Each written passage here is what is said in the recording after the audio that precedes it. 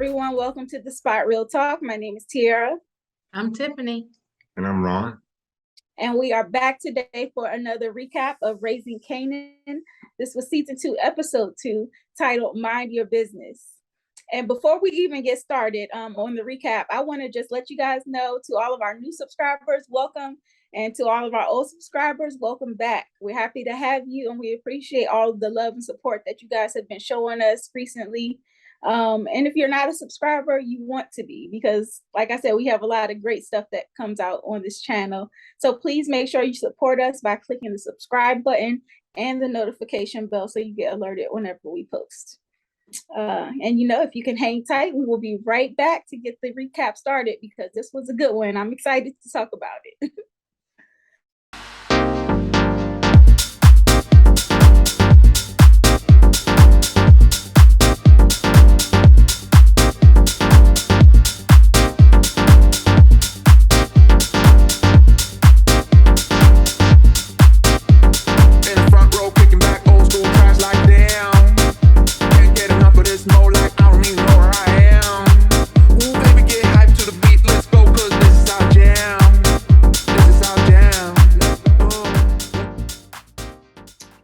Everyone, welcome back. Like I said, we're talking Raising Kanan. This was another good episode. Rock and Howard, they started out the episode talking, which we knew that was going to happen because they showed us in the previews, and it pretty much went just like we thought it would.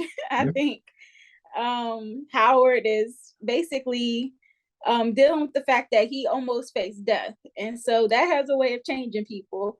And he realizes now that he wants to right all of his wrongs. And, of course, that means telling Kanan the truth.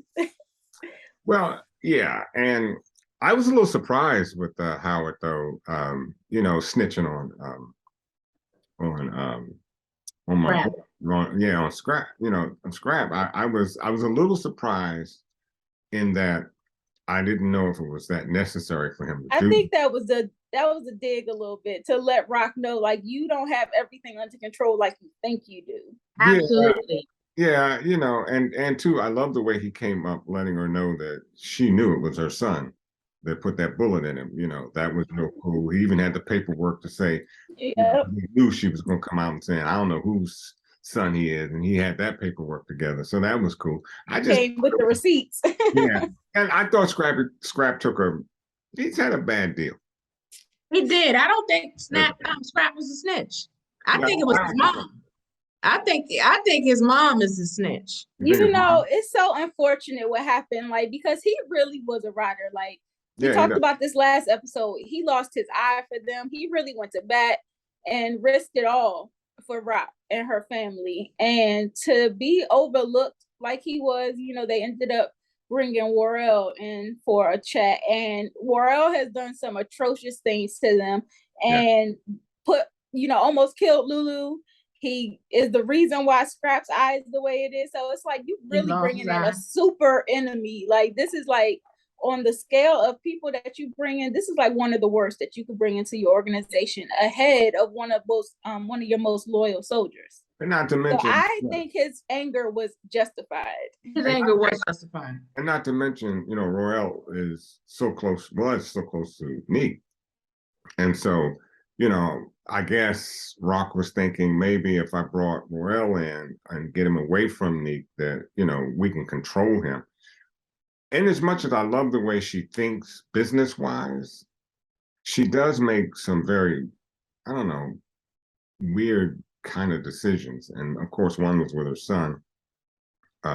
The other is, some of the things we see going on in the palace that she's constructed, having to do with her money and having to do with some of the other things that are going on in the hallways, and she kind of loosely let that go.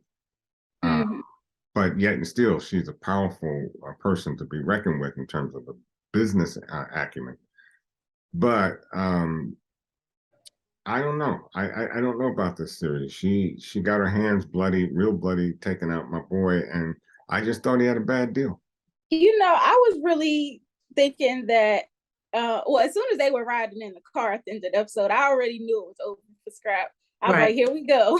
Mhm. I thought Marvin was gonna be the one to take him out though, because Lulu had told them previously, like, look, I'm not getting my hands dirty with this one. He already had that traumatizing kill last season, so he was like, look, I'm out. I'm surprised he was even present for it. But Rock really showed her hand this episode, you know, by pulling the trigger on Scrap. I was shocked that she was the one to do it. Me too. I'm not surprised. Only because I want to back up a little bit to the Howard situation. Like, it seems like he wants a new lease on life. He wants to know Kanan, but he's still playing chess though. And he was doing that before he got shot. You know, he was playing games and pulling pulling strings here and there. And that's why he gave her that nugget about Scrap. You know, whether he knew for sure it was Scrap or not, because he saw that Scrap was in there also with the mom, you know, and it basically confirmed when he talked to Rock that he was faking his amnesia, because the first thing he said was the kid can't shoot. So that let her know right there when she saw his face, you know, that he knew who shot him, and he was faking his amnesia, you know.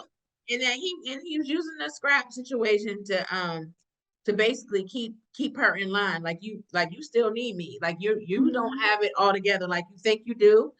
And I do like Ron said, I think that Scrap got a raw deal. It made me think of Rolla, because I was like, Rolla was falsely blamed, right? And Ghost had to take him out. And I felt the same way with, you know, when I saw Lulu and Marvin. Like, Marvin was emotional, he even cried, and Lulu, Lulu, like, he broke down because he left the room. Because he left the way he left the room. He leapt out of that joint like he was coming undone.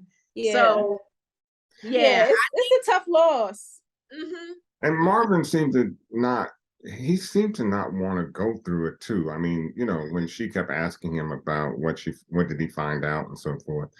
And, you know, he said, well, you know, I'm not 100% sure, you know, but I think he lied. That's where Scrap messed up. Yeah, he did. He probably would have came clean about the, you know, I got arrested. No, she told him straight up not to be dealing with the cards, and he did it anyway. But that's that's where he messed up. And if he would have been honest with that, you know, so the lie made it look like it was more than what it was. And the fact that he lied about being at the cousin's house, and the cousin like, I don't even associate with my family like that. So that's why I said the lie made it seem worse than what it was. If he had just come clean about, you know, like, I know y'all said not to do this, whatever, I got caught up, but I ain't say nothing.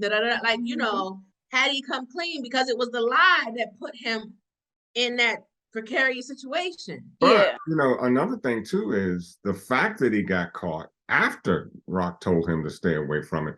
That puts him also, even if he hadn't lied, that also puts him in jeopardy, because what you're seeing is a person that has this addiction, and sooner or later that addiction is going to cause him to either have to play, you know, he's going to have to choose a side, because probably say, look, if you give up X, Y, and Z, you know, we'll do this with you. So I think he was on his way out. I think he was a soldier. I think he was a soldier. I don't think he would have ever snitched, but he probably was on his way out anyway, because if it came down to his mother being killed, not even that.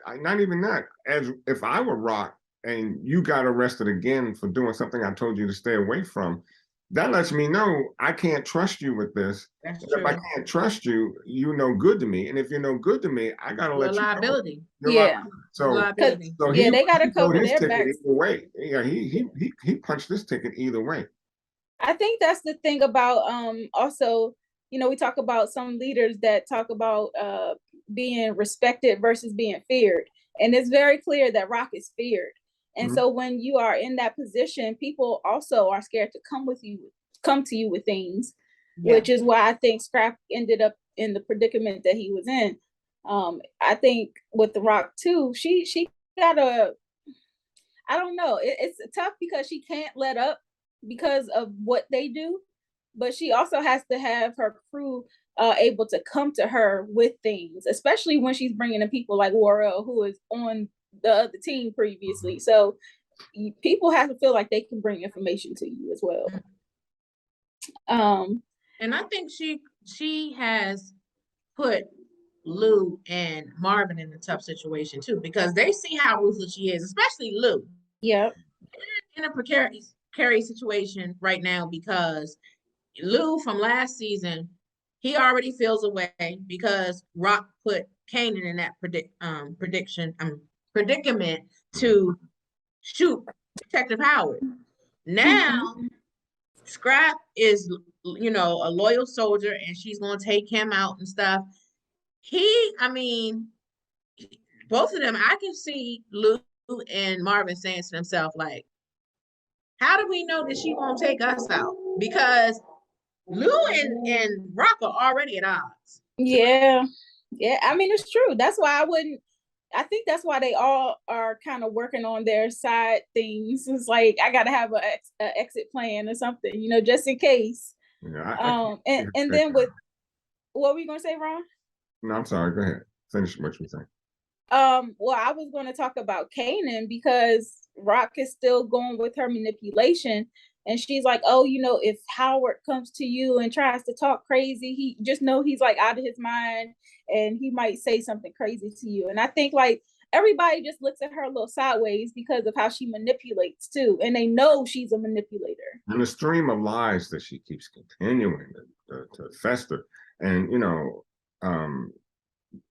I forgot what I was going to say prior to what you were thinking. But for instance, it seems to me that, Kanan is already nervous about what Detective Howard knows and what he doesn't know. And instead of telling him the truth and explaining to him finally who he is to him and let that fall where it may, she's going to lie to him again about, and he already caught her in the lie. He said, well, you said this would happen and that would happen, and now this is happening. And in a way, it kind of puts Kanan in a position to say, I got to take him out for real this time, because he's getting too close. And I think, as diabolical as she seems to be, that's what she wants. I think she wants him to think that way. I think she wants him to try to finish it without saying finish it. And that's what I saw in that hug and that look, and the continual lie that she keeps giving her son. So I don't know. She does, but the thing is this, she's also starting to lose her grip on him too. Because you can see that when she hugs him, he is looking at her sideways. He does not believe what she's saying and stuff. Like, by the end of this season, they're gonna be at odds. He's gonna be through with her because she has lied to him and put him in predicaments. Like, even Juke told him, like, no mother would ask their son to do that. Like, the stuff that Juke is dropping in them gems, she's like, no, you're a kid. You're not supposed to be doing these things. You're not supposed to be shooting a cop. So I think he's putting everything together. Yeah, and even as they were watching the movie early in the episode, you could see that Kanan was bothered by like somebody on the movie getting killed. And so high. That scene gets me too. You could see it, and she could tell. She was like, don't ever lose that, because I think she knows that Rock is capable of turning him into somebody he's not. And so I think that message was on point. Like, keep that same that character about yourself, that you have feeling, that that you feel for people, because I think Jukebox peeps game on Rock a lot better than Kanan does, and I think that's the mother-son bond, because sometimes I don't think Kanan wants to see things for what they really are because it's his mother. But Rock, Jukebox is older than him, so she has peaked things. Like, Rock has been like a mother figure for her to her too. So she peeps game with Rock. She knows more secrets than Kanan. Yeah, she's like his compass. Yeah, she knows a lot of secrets that she's not even sharing with Kanan yet, because she has never told Kanan that she saw D Wiz get in the car with Lou. So Juke knows a whole lot that she's not saying. She's keeping it close to the vest. And then when she made that point about him keeping that part of Karen, we see that as ruthless as Kanan was as an adult, he did keep that part because he cared about Tariq.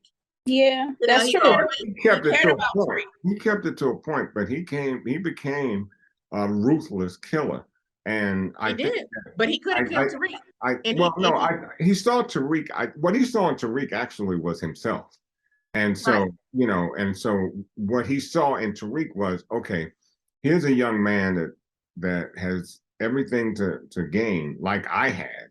And I'm not going to do to Tariq like my mom did to me. I'm gonna take him in. I'm gonna teach him. I'm gonna do all the things and get him prepared. And I think that's one of the things Rock is missing out too.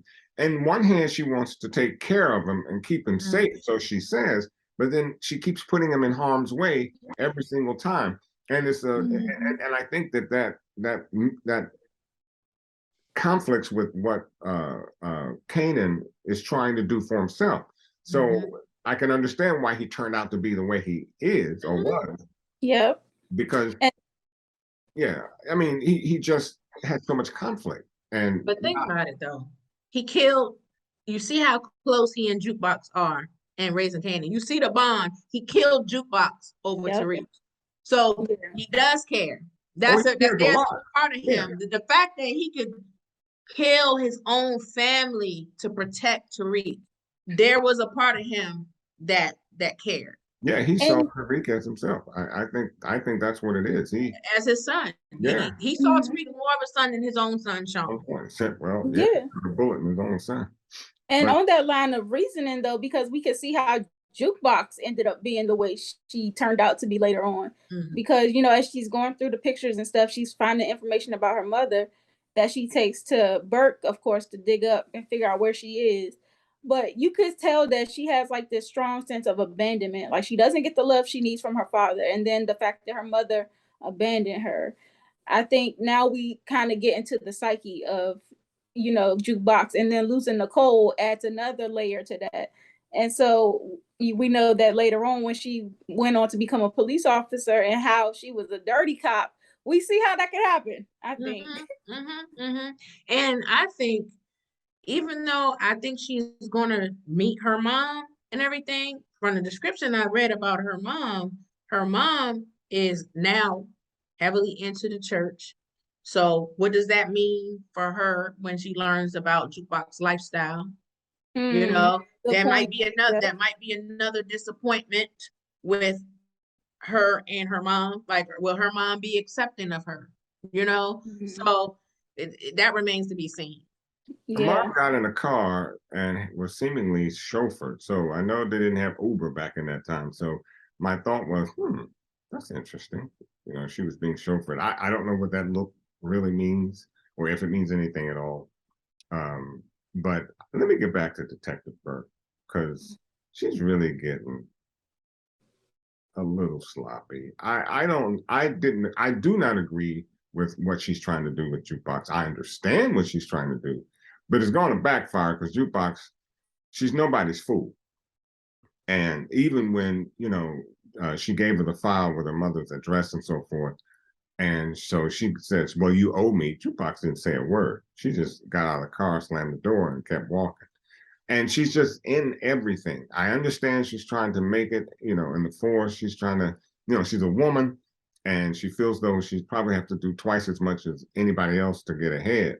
But I'm just a little concerned about how messy she is. Yeah, I think I think she and Jukebox are gonna become close though. Because I think that she is trying to use Jukebox, but at the same time, I think that she's gonna come to really care about Jukebox. I think she does because she was protecting Jukebox when she was talking to Nicole's mom. Because Nicole's mom is out of pocket.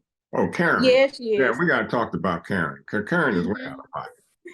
Yeah, she's trying to pull political strings, talking to the mayor and all that other stuff to try to get something done. And the captain, Burke has to be careful with him too, because he snapped on her a little bit and was like, I'm protecting the department, not you. So he straight up told her, like, you were dead wrong for meddling in that situation.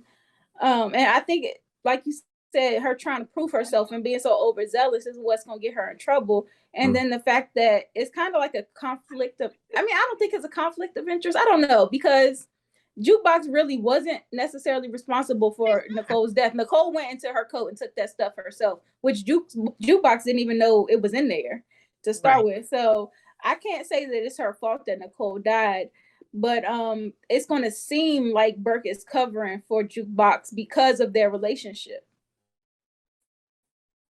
I feel like Burke is going to end up dying anyway, because she is like the female Greg Knox and Cooper Sacks, because and what's her name, Blanca, because she's like relentless, and she keeps trying to get all this information. And you can see from the previews for next week, she was like, my partner has secrets. So I'm like, so she's gonna chase down those secrets, and Howard might be the one to take her out. Why you took that right out of my mouth? You took it right out of my mouth. I told you, get out of my head. I was just thinking the same thing. Yes. I'm like, because Howard wants to advance slowly with Kanan. He wants Kanan in his life. As you said earlier, he saw him, his whole life flash before him. And, he wants to get good with God. He wants to make some changes. She's a big problem for him. Yes. She's nosy. She just don't know when to leave stuff alone. And she's going to chase down that Kanan lead, and she's going to try to out whatever went down with that shooting. And I think you are exactly right. Howard is not going to let it go down. And then we got Rock. So I'm just extremely annoyed with Rock at points, because she's not really looking at the entire picture. She can't see beyond her nose. So I'm getting more increasingly annoyed with her actions or her emotions when it comes to Kanan and Detective Howard. It's the ambition too. Well, she needs to what it is. But you know what? You can get, she can work Detective Howard a little better if she gave him a little compassion. She just wants him out. And did she give anybody compassion? No, I mean, think about even how she did with Symphony, like the way she talked. That is like, she can be vulnerable, but that is not really who she is as far as showing the compassion. Right. It's not her first impulse. No, it's not. I think again, she's a woman in a man's, status in terms of drug dealing and so forth, and she feels she has to be a certain way, but she's not reading Detective Howard the way she should, because Detective Howard could have turned in her son. He didn't have to meet with her and tell her, and give her the information he did. If she would just read him a little better and work with him, she could use Detective Howard. Right. Yeah, but I think she just doesn't want Kanan to know the truth at any cost. It don't matter what. She don't want that secret out. Just because he's a cop. Just because he's a police officer. Because that affects her standing. It does. It affects her standing in the streets. It does. It does. It could and it can. But like I said, you got to put that hat on and see that there are some advantages to that. It could be kept under wraps. I don't think Kanan's going to run out in the street and say, "Hey, my dad's a cop." He's not going to do that, because that affects him too. And I think he well knows it'll affect his whole entire family. But the community already knows who Howard is. He has a reputation in the community. So if all of a sudden Kanan is hanging out with him, he gonna look like either a snitch. Yep.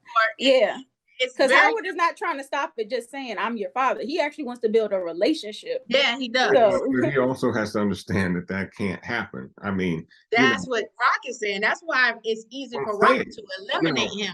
That's why I'm not even sure. I still think Howard might die.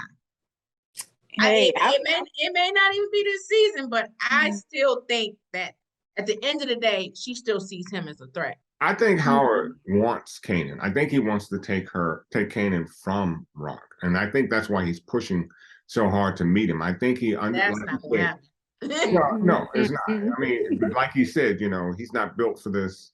And I can see it in his eyes before he pulled the trigger. He's not built for this. And so what I really think he wants to do is try to convince Rock that this is not a life for him, and let me have him. No, that ain't going down. If she wouldn't let him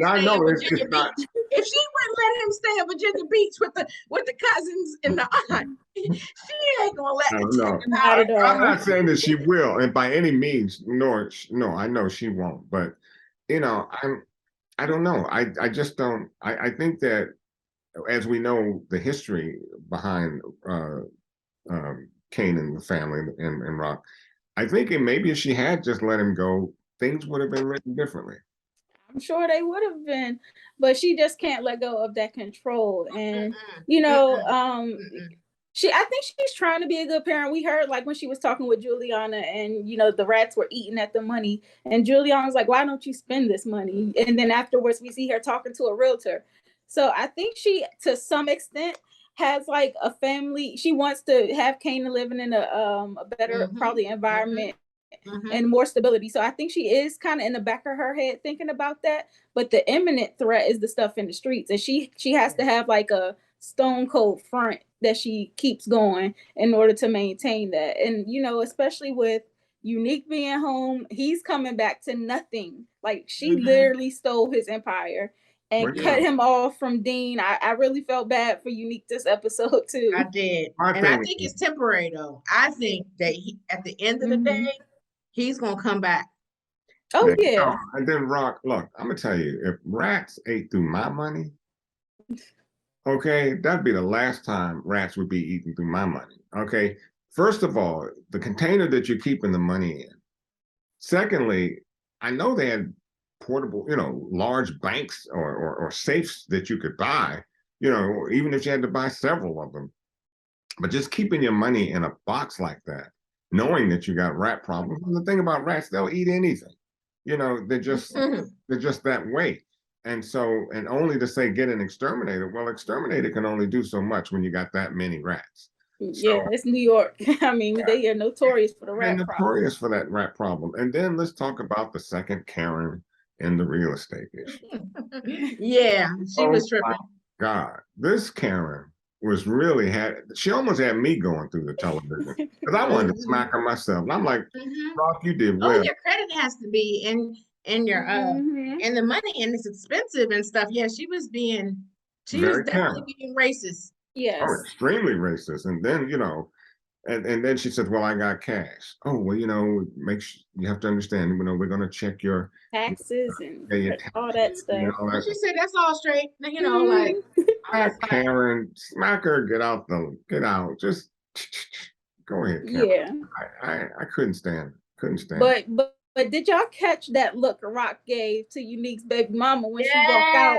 I was like, yeah, she gave he looked through her. Yeah. Yes. Really, it was unsettling. I was like, oh Lord.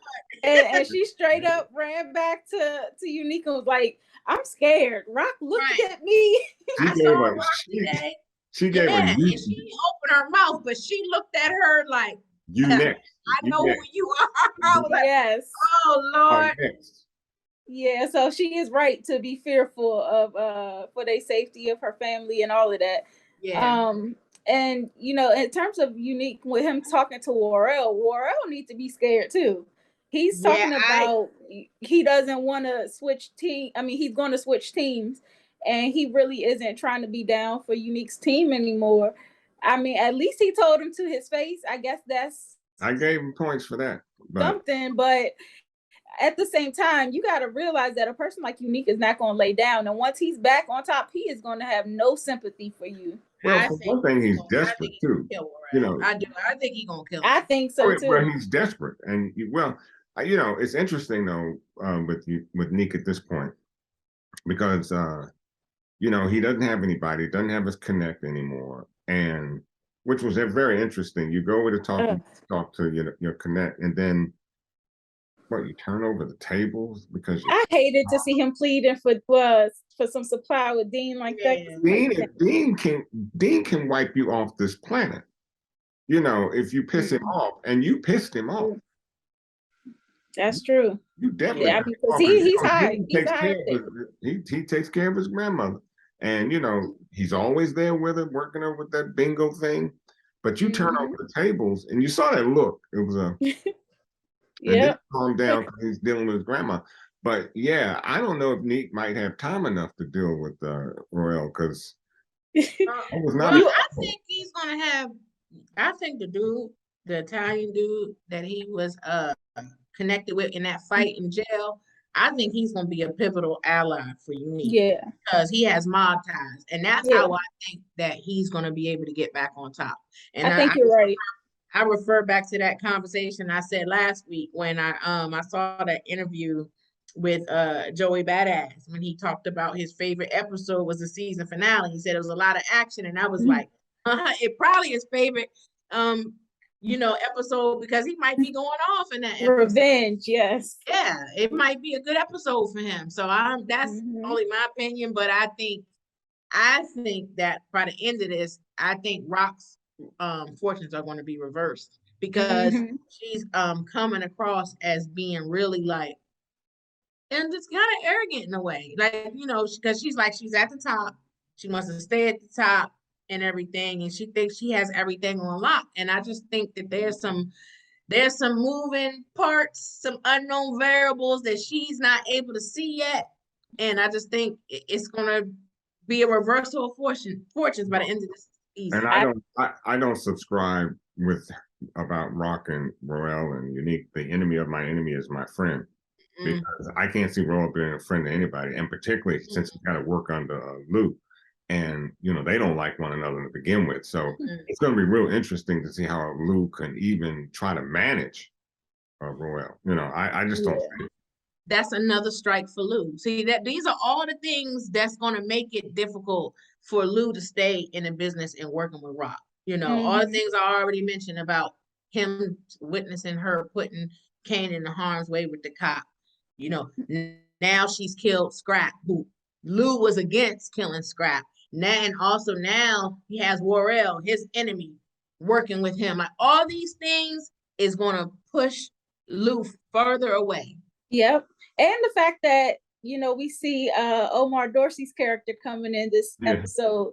So Cartier is his name. And it's like, okay, so he's this big guy in import-export, as Luke says. And he also has a management company where he's managing Zisa. And they're trying to come into like this mutually beneficial arrangement where they can test out the water, see if they like working with each other. And of course, you have Crown on one side who is completely against it because he doesn't really feel Zisa's music. But Lou is feeling her and he wants to make the deal. So they go through with it. But as that gets lucrative for Lou, that's going to be a further draw away from rocking the business. It's like, I can make money over here. Crown was right, too. He was right in asking the question, if that single, blows up, what does it mean? Who gets what? Does she maintain on our label or does she go over to yours? That was a very good question, which he never got answered. And so, but then he has another problem because he was in bed with Lou's, and now she's going to LA, which I'm not mad at. I wasn't mad to see her role anyway, because I was like, this chick, she is all about self, because she even abandoned Famous, yeah. I was just like, you can tell he's pissed about that too. He's trying not to show it, but he's upset about her leaving. Well, Famous. Well, let's see if it works out in LA though. Crown said he had the hookup. Let's just see if it's a real hookup. She may be back.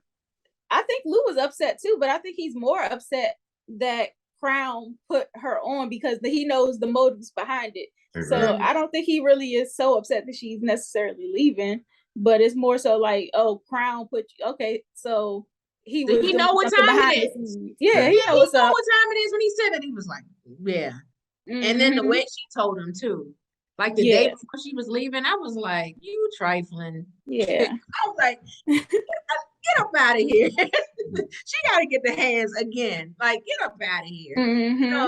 And Famous, how about the cop scene with the with selling the mixtapes and stuff? I was like, did you see the look he had on his face, the way he was looking at the cops? I think that's going to motivate him to rap again because he's getting all these different experiences. He's been kicked out of the house, so he's on his own right now. Kanan already told him he can't stay with him because of Rock.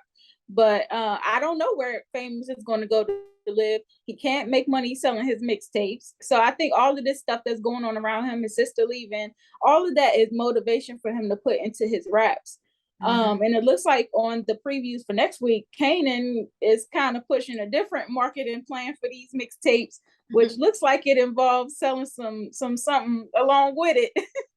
Well, so I don't know if Kanan needs to get back into that business though, because it didn't work out too well for him before with him and Marvin, you know, putting out the bad drugs. So the other thing is, where is he getting these drugs? Because if he's stealing from Rock, he got another thing coming. I think Famous is going to end up getting on, but I think at the same time he's going to get in too deep, because he'll have his, you know, both, you know, one foot out and everything, and he may end up getting killed, which is why I think Kanan named his son Sean after him, because Famous's real name is Sean. So I think that I think he ultimately will end up blowing up, because Lou told him, like he said, listen, if you write something, you know, and bring me something, I'll put you back in the booth. So now, like you said, you know, once he starts getting these experiences with cops, you know, being thrown out, being abandoned by his sister, all these things. Now, look, now he finally getting some booty. Remember, he was,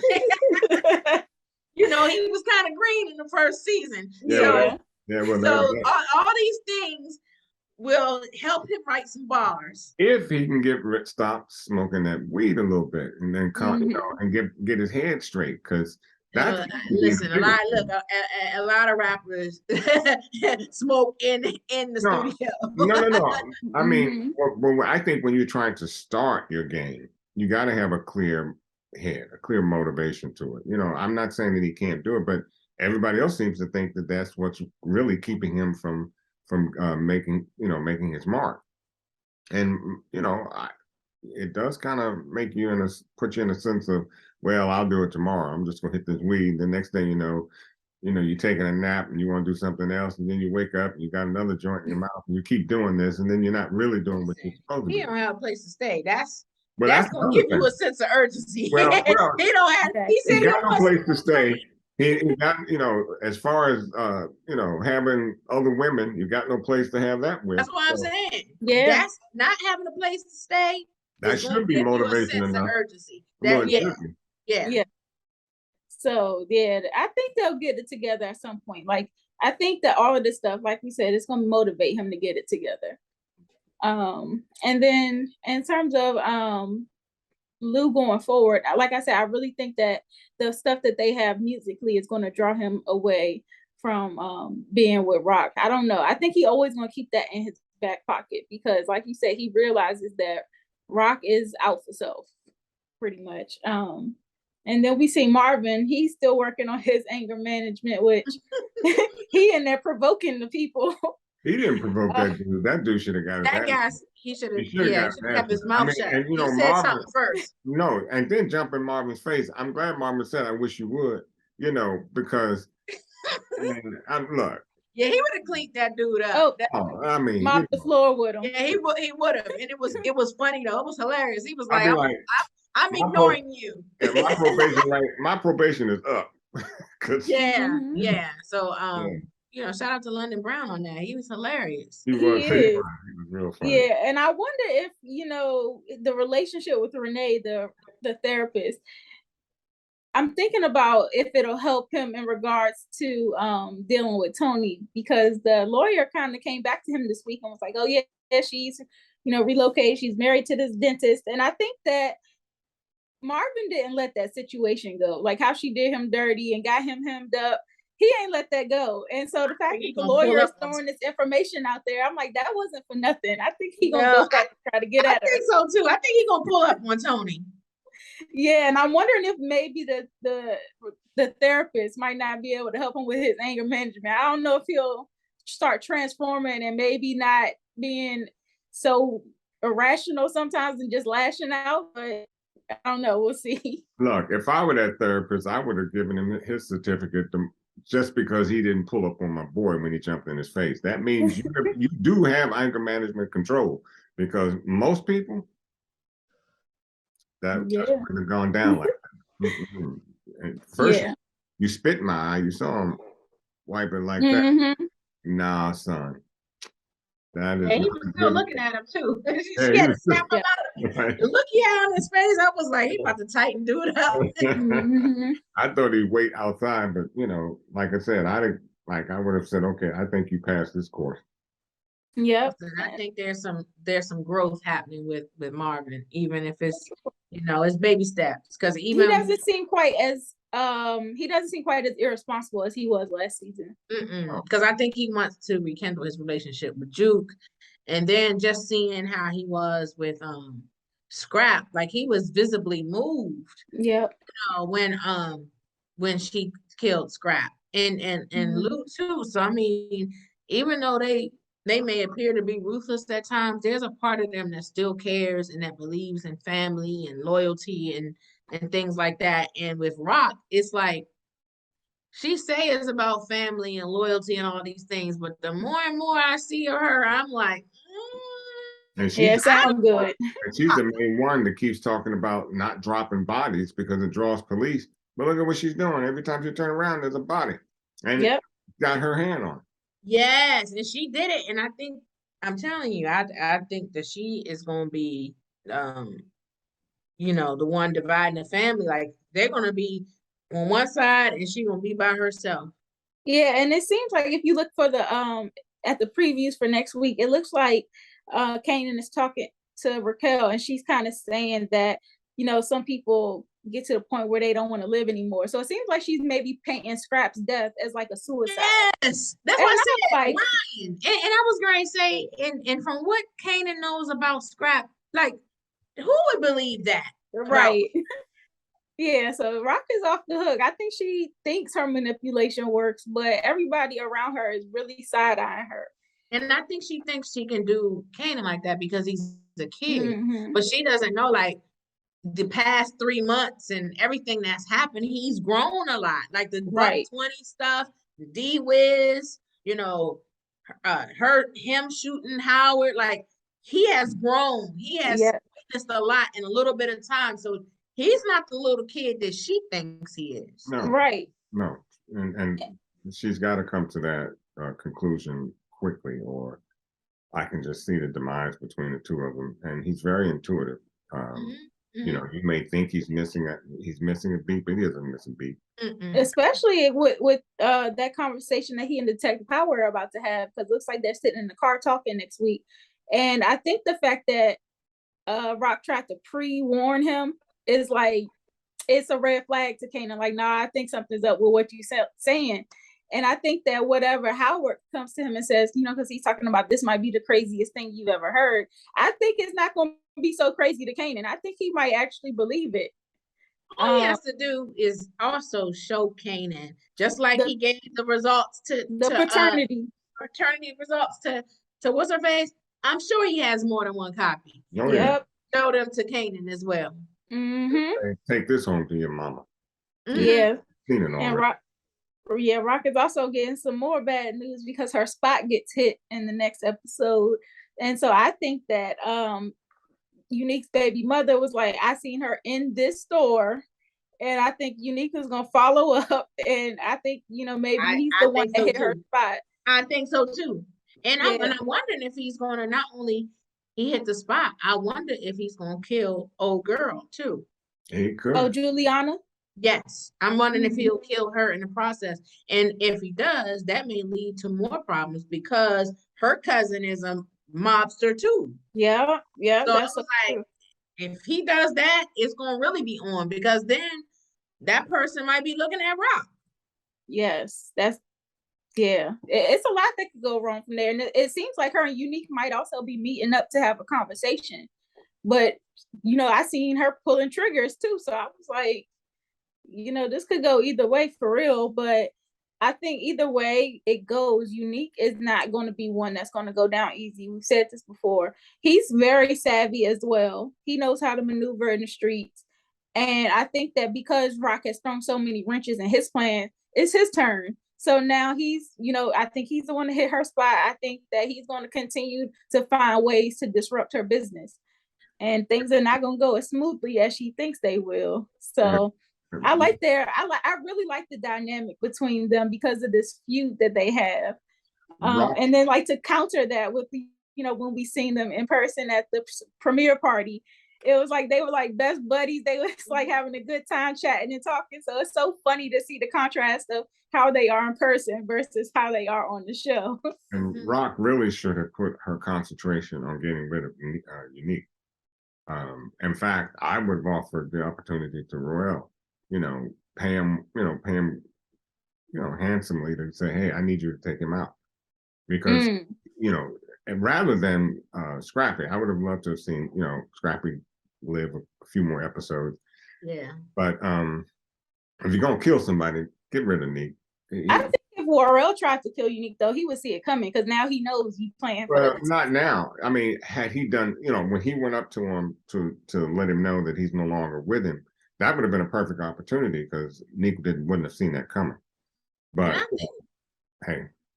I think with Royale, he's a soldier, but I think he's more about money, getting money than actually being a hitter. And so I feel like got a price. especially with the situation with Unique. I don't know because they were boys too. I don't know if he would want to do that. Like it's one thing to go and work for them and get money, but to take them out, I think that's it. Well, yeah, but here's the thing. You told Neek about what you're doing and who you're working with. That's enough to get you taken out. So yeah, I think that's gonna happen first. I think we'll see that happen first. You gotta kind of come to some grips and say, okay, I'm gonna tell Neek about what I'm doing and not care for my own safety. I would have rather be paid handsomely and go, okay, I'll take him out. Somebody's got to take him out because if I don't take him out, he'll eventually take me out. Right. Yeah. Get got, or I guess they say get or get got. Get got. Exactly. Exactly. So I still can't shake the feeling, and I feel like I hope not because it's just season 2, and I want to see the family stick together. Because we see in Power Goes 2 that Tejada family, other than Zeke passing away, the Tejada family is still intact. So I want to see Marvin and Lou and all of them stay intact for a little while. But I just keep having this feeling that like Lou and Marvin, but especially Lou, I feel like he may go. I just can't see her killing her own flesh. I can't. It may not even be her. He could get caught up in the Unique situation. Unique could kill him. No, that I can see. I just feel like I hope not, but I feel like Lou is gonna go. I mean, I can see that. I can see that more than anything else. Yeah, and that'll change everything for that family. Yeah. I think that's when things really get real because so far they've been somewhat insulated, and they already almost lost Lou last season. So I think that was somewhat a way to tie them back together, or just almost losing one member of their family. But Rock still is like so self-centered that she isn't really considering all of like how everybody else feels. So it's really going to take something big for her to like reckon with who she has become. So I think you're right. Like everybody can't live. So somebody it's going to be a big casualty, I think. Yeah. And one of the things that I know somebody talk about this a lot when we think about the OG Power, that when Kanan died, there were no family members that came to pick him up. That's why Tariq picked him up. And he said that he used the ID that said that he was Eric Stark. And did you remember that Eric Stark was one of the kids at Virginia Beach that was in the very first episode? One of the cousins was Eric. Yeah. So not even the real Eric Stark came to pick Kanan up when he died in original Power. So it just makes me think that by that time OG Power came around, all those people were gone. Yeah, I think so. And we know that in that line of business, the survival rate is slim. So it's not unlikely for something like that to happen where that whole family ended up, and it kind of makes sense with that Unique cartel situation, because if cartel moves in, they're good for wiping out, the locals, because that's basically what they are really. They're just local dealers and distributors. So it makes sense. Yeah, I think we got a lot of good predictions, a lot of good ideas that could come from this season. So I like where things are heading. I can't wait to see next week's episode though, because it looks like, we got a lot to look forward to. I just want to know really how Kanan is going to accept the news that, Howard is going to give him. So that'll be very interesting to see how he takes that and how he goes back to Rock after the fact. So I'm looking forward to that. And I think, Tiff, you already kind of mentioned who can get the hands. Yeah. So you put Jess on there. And the two Karens. The two Karens and the George guy, he can get it too. Yeah. Yep. I think Nicole's mom and the realtor. Yeah. I'm leaning towards giving Rock the hands too for taking Scrap out. Oh, Rock needs the hands. They did him dirty. They really did. I think Rock deserves the hands for that too. Because it wasn't even confirmed. I mean, I understand watching your back, but it wasn't confirmed whether he was a snitch or not. So I agree with you. Rock deserves the hands. Because I don't think Scrap deserved that. I think he was a loyal soldier like Rolla was to Ghost. And I think he caught a bad one. But who would we give the game ball to? The game ball. The game ball. Let's see. I think we said that. Well, when we said last week, we said. No, I know. Last week it was Symphony. This week, it's gosh. It's tough. I would give it to Marvin, and the reason I give it to Marvin is because he kept his cool when theoretically he had every right to wipe out this white boy and take so I give it the game for keeping his cool because he was in an anger management class and he managed his anger because I know it pissed him off. He managed not to whoop dude's butt, so give him the game ball for that. Okay. Well, like I said, I'm looking forward to next week. I really enjoyed our conversation this week. To all of our viewers out there, I just want to thank you so much for watching. Please drop down in the comment section and let us know your thoughts on this episode and also your predictions for the rest of the season.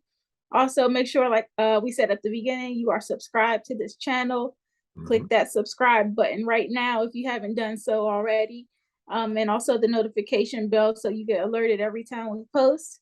We are also on Instagram, TikTok, Twitter, Facebook, all of the above. We're on every major social platform at The Spot Real Talk, so follow us there as well. Before we close out, you guys have anything else you want to add? I'm good. Nope. All right. Well, thanks again for watching, and we will see you next week for episode 3 recap. Good night. They been on it, drum on the rail. I wrap it, I bag it, I pack it for sale. Got feeling on speed out, I hit me to chill. I give it a thrill, I put it on film. Facade get applaud, that ain't real. Come to my section and flex, we can tell. I got a show and she dipping them nails. I'm flipping my L's, I know they can tell. I did it too major, they hit me for favors. Been him since the cable was cut in the cradle. What's up, only right that I do it colossal until I'm a fossil. They want me to fail, look we prevail. Jump on your tail, know that they talking, they telling them tales. Just know how to tell, that for the sale. Hey, they talk like they got it, but they need to stop it. I'm leading with logic, my heartbeat is frosted. I seen it, got optics I needed from Shawty.